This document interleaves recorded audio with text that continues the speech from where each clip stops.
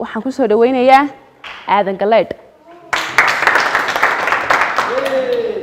ku soo dhawaada barnaamijka wandhowahay walaashay sanad wanaagsan waxaan aniga daawadeyaasha noogu talagashay sanadka cusub ee caawa kowda 2021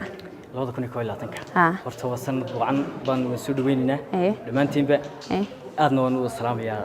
ummadda islaamka ay meel kasta joogto salaamna heestan waxa la yiraahdaa ustaadka jacaylka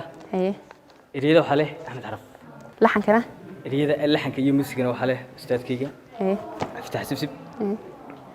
hadana waan iga mbaafleeya waa tahay daawadayaal waxaan kala baxayaa aadan galeed iyo heestiisa ustaadka jacaylka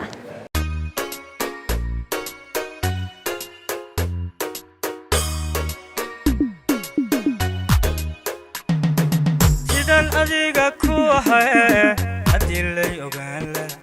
afka jooda gabila ama ka dartiba la wada mayla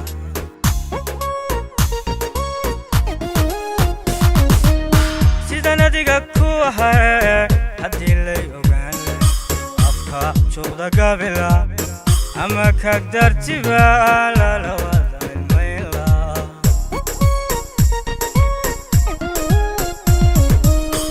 كاكدرتيبا لا لوضع الميلا